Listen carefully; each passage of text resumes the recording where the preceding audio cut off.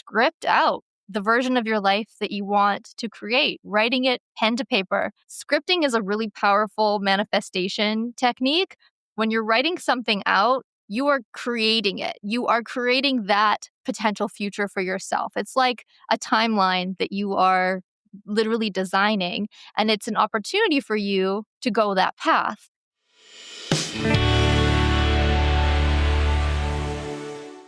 Welcome to Evoke Greatness, the podcast for bold leaders and big dreamers who refuse to settle. I'm your host, Sunny. I started in Scrubs over 20 years ago, doing the gritty, unseen work, and climbed my way to CEO. Every rung of that ladder taught me something worth passing on. Lessons in leadership, resilience, and what it really takes to rise. You'll hear raw conversations, unfiltered truths, and the kind of wisdom that ignites something deeper in you. Your courage, your conviction, your calling. This show will help you think bigger, lead better, and show up bolder in every part of your life. This is your place to grow. Let's rise together.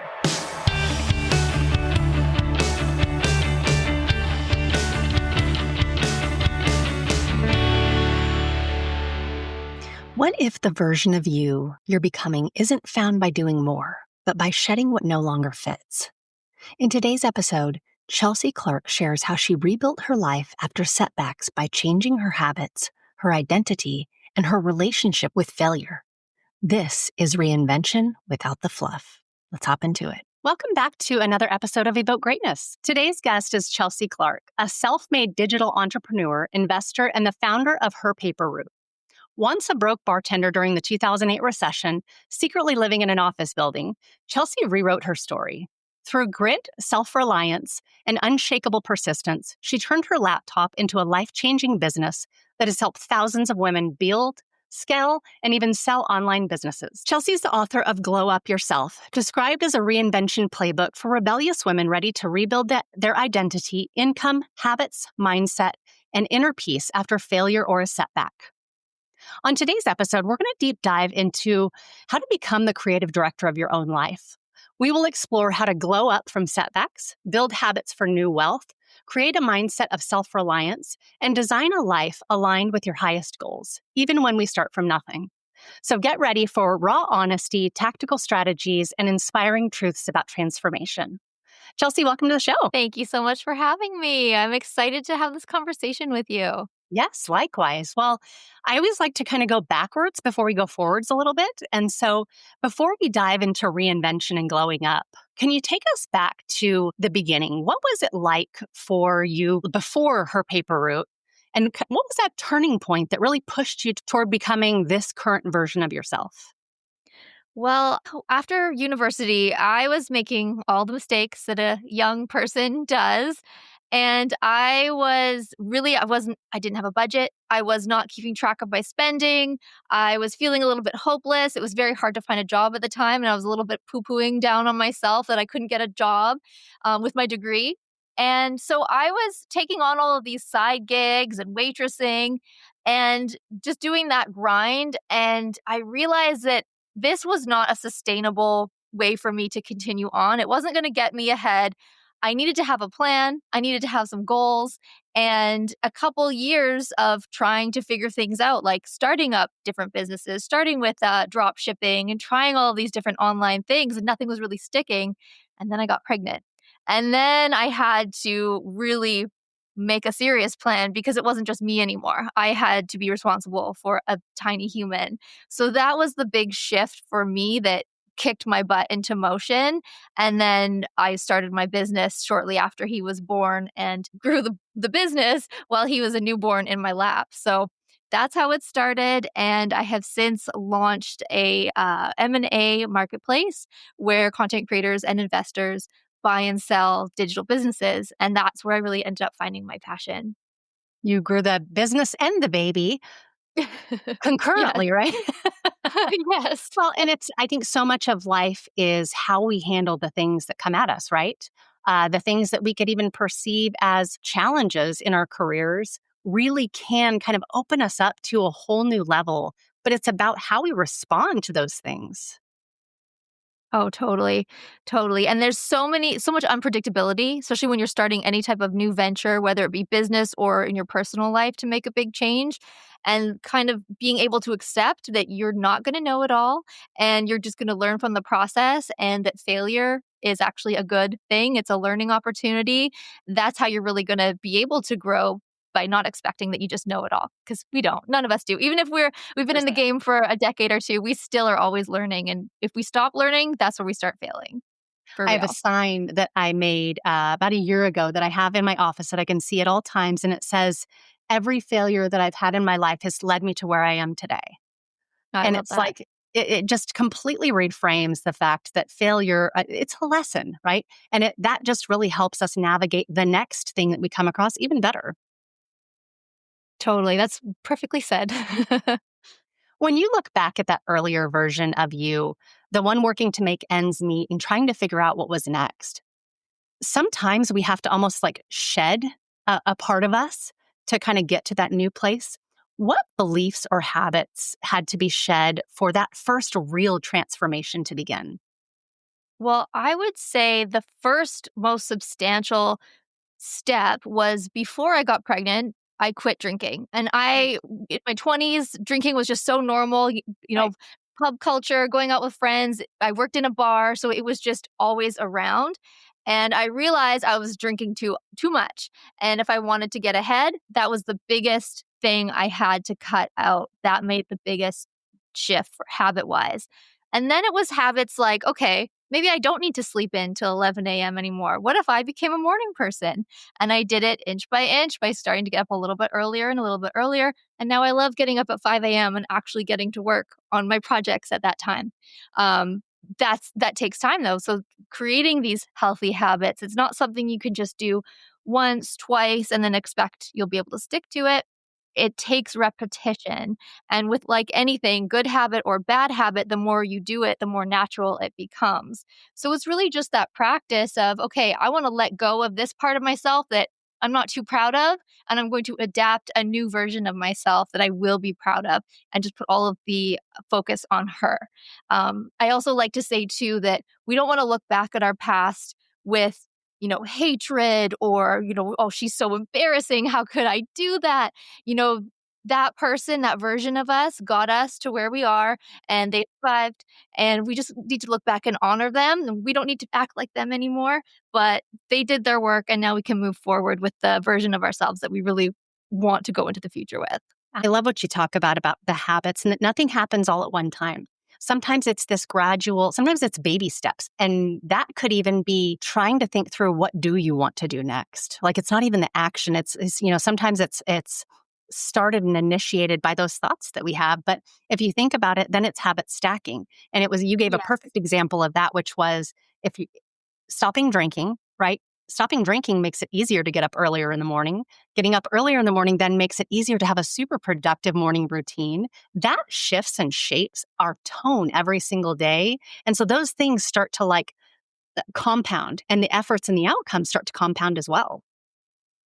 totally. And you start to build trust with yourself. Right. After a couple times of it, oh, I actually can do this. And then you start saying, well, what else could I possibly do? You're building that trust and realizing what you really are capable of. Well, okay, well, maybe I can actually eat healthy too. And then you start meal prepping or just cutting meat or dairy out and just starting to eat more vegetables. And then that becomes a habit and that becomes part of your identity as you move forward as well. And I'm not saying don't eat junk food because, hey, I have a sweet tooth. I love chocolate. But it's all about that moderation, I think. And that all comes into play with that version of ourselves that's living her best life. She eats well. She exercises, maybe just goes for a walk in the morning outside, even if it's cold. She moves. If she's like habit stacking, something that I love to do is I have a walking treadmill that goes under my desk. And if I need to catch up on emails or work on a blog article, I'll just be working while I'm walking. And those type of things don't feel like too much work. I'm not, breaking a huge sweat. It's not a big deal, but I'm getting two things done that were on my list in less time. Yeah. In your book, Glow Up Yourself, you write about rebuilding your identity, not just circumstances. What does that identity based change mean to you? This is such a huge thing for anyone who wants to change something about themselves, improve their life. You have to believe that you are the kind of person who does that. So if your goal is you want to, like, same thing, we want to work out more, then you can't say, oh, I have to work out today. I hate jogging, blah, blah, blah. You start saying, I love jogging. I love going to the gym. I love the outfits that I get to go to the gym. I'm the kind of person who always loves going to the gym because it's fun. So you tag on the identity of the goal that you want to have. You are that person who it's just a natural part of that person's life to do that thing. And that makes reaching goals a lot easier because then we're not just focusing on the say amount of pounds I want to lose or gain. We're actually taking on the identity of a person who is just a normal part of their day that they work out. Like if you want to write a book, you start saying to yourself, I'm a best-selling author. It's easy for me to get up in the morning and write because that's what an author does. And that makes it easier to do the work when you believe that you are that person that just naturally would do it. And our brains are so dynamic that they really do pay attention to the things that we think and say to and about ourselves. And so I love that you said that because you are literally training your brain to believe the things that you're saying. And then you're pairing that with the actions that you become like honoring your word to yourself. You're actually keeping your word to yourself and what you say you're going to do. And then your brain then says, oh, great. Like I need to believe these two things because she's saying it and thinking it to herself and she's following that up with action.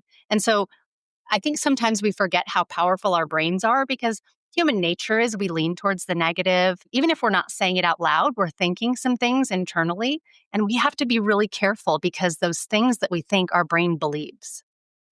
And we can use that fact to our advantage. So Right. I'll give you an example. When 15 years ago, when I wanted to quit drinking, started to just say out loud, I'm not a drinker. I actually don't like the taste of alcohol, which was a lie, but I just started saying it. And then my brain was like, oh, yeah, we don't like alcohol. And it became the truth. And then it was so easy when I was out with friends and they say, "Hey, do you want a drink?" It was so easy for me to just be like, "No, thanks.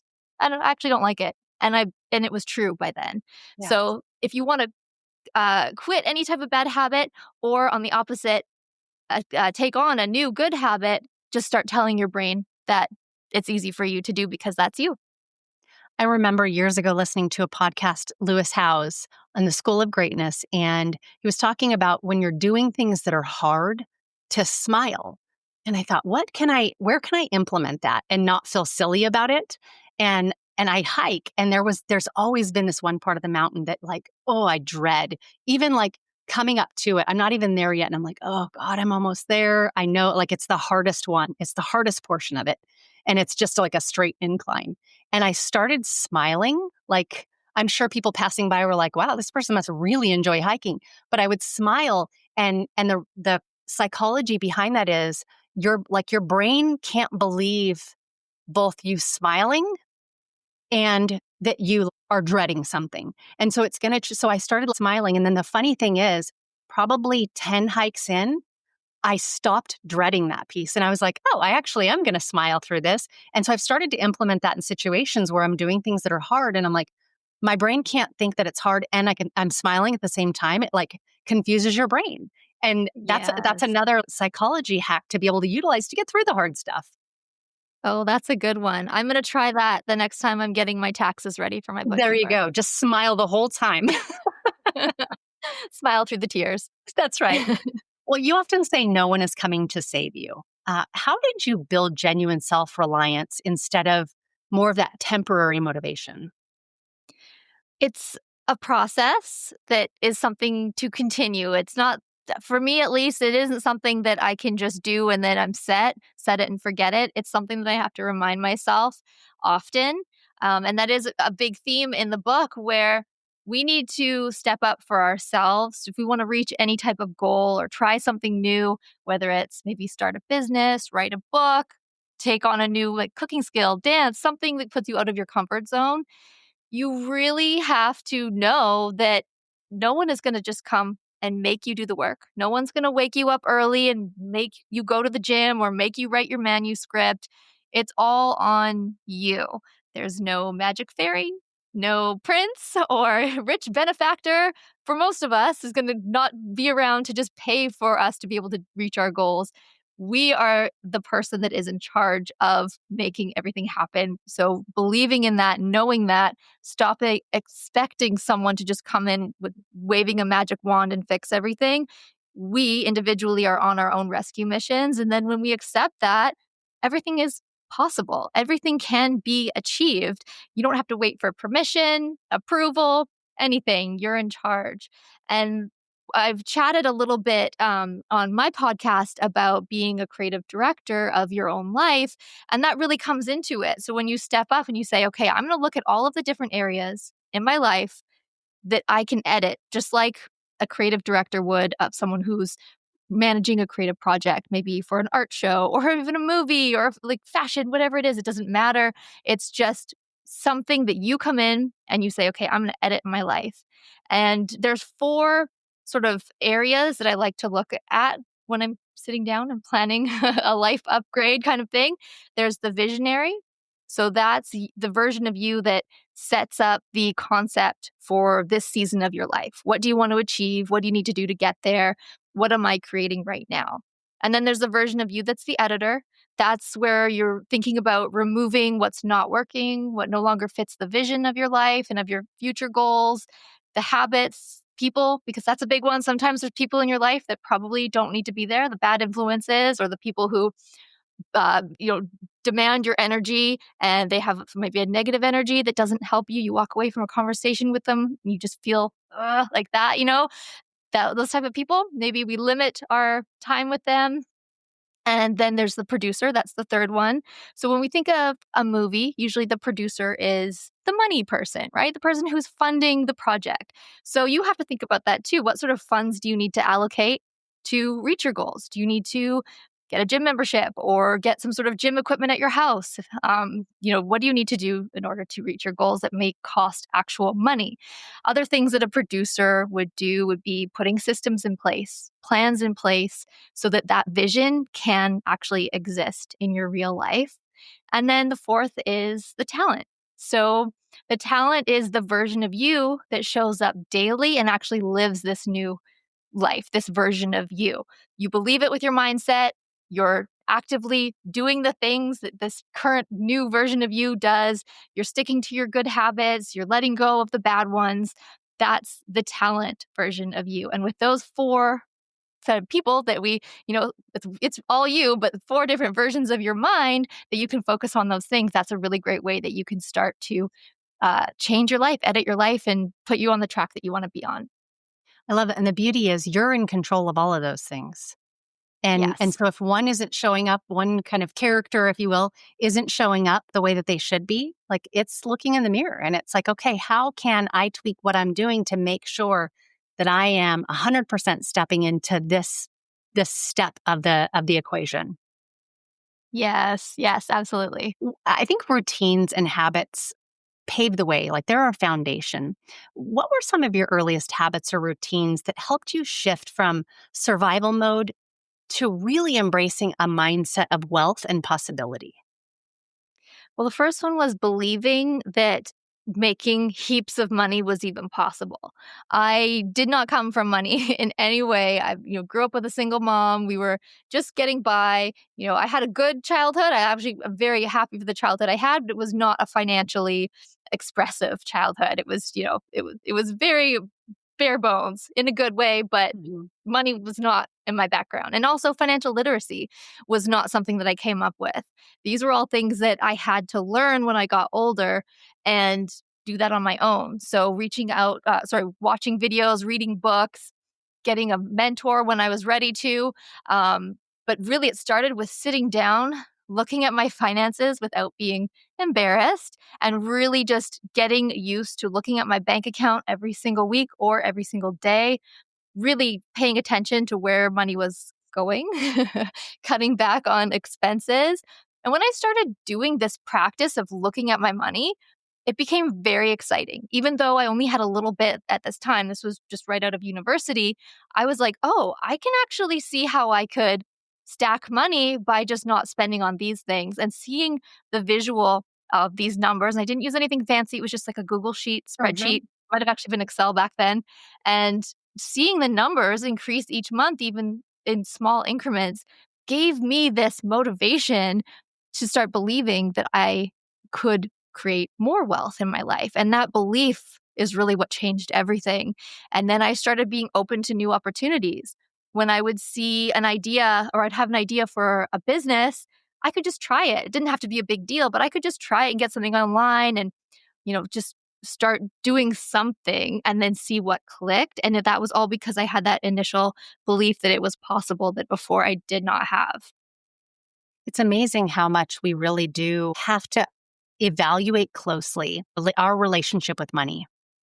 Same situation, grew up with a single mom, and I probably didn't know that we were, at like the poverty line. I had no idea because I Yeah. didn't necessarily go without things, but it was interesting how that played a role in my life as I got older and moving into my career. And at one point in time, I remember feeling like, whoa, I don't like there was this weird feeling with starting to make good money. And it was a little bit of this kind of insecurity or scarcity, I think, mindset, and doing the work to unpack why you felt that way, understanding that there's little seeds that are kind of planted in you along the way, but you really can unpack that and have a healthy relationship with money. And to your point, feel worthy of that as Mhm. well. And so I love that you kind of walked through that. I remember the first time I started really paying attention to that, I started gamifying it for myself. I didn't realize that was what I was doing in the moment. Yeah. But I remember like, okay, when I would get paid, I would have all the bills paid off and I would put some into savings. And then everything that was left over, like I would get so excited when my next check came because I'd take everything that was left over and put that in savings. And then I'd Yeah. create like a goal for myself. And that started paving the way for having a very different, like a positive spin on my relationship with money. Yes, that's so powerful. It's that belief system in yourself when things kind of start clicking. And you made a really interesting point there where you didn't notice that maybe your family didn't have much money when you were younger, but Hmm. it started coming up and you noticed it in different ways as you got older. Right. And the same thing happened to me too when I was early adulthood or even high school, maybe when I started noticing that my friends and other kids in the school like, "Oh, like, they got a car for their birthday? Okay, well, that's weird." Or, "Oh, they have a college fund? Like, they can actually just choose what college they wanna go to after this?" I didn't have that. I didn't even think that was something that people did. That's how I just wasn't financially literate at all. And now that I'm a parent, I've been saving up for my kid's education since he was born because that just seems natural to me that you would want to do that. And when I was going through school, I was waitressing, paying my tuition that way.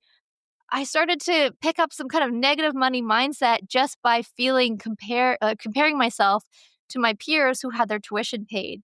And I was taking on some sort of negative, not good money mindset stuff, feeling a little bit like sorry for myself that I had to then work through as I got older to realize that that's okay. Other people should be happy. I'm happy that my friends have that taken care of in their family. I'm looking at that now as that's inspiring. I can do that for my family moving forward. But it's not easy. There were years where I felt bad for myself and had a bad money mindset, and it really is something that you develop over time to get through that. So I love that you mentioned that too cuz yeah, it's definitely a process. Okay, time to hit the pause button. Make sure to come back next week for part 2, where we go even deeper. Chelsea breaks down what it really means to become the creative director of your own life, from self reliance and money mindset to editing your environment, your habits, and even the people around you. If you're ready to stop waiting for permission and start designing your next chapter on purpose, you don't want to miss what's coming next. See you then.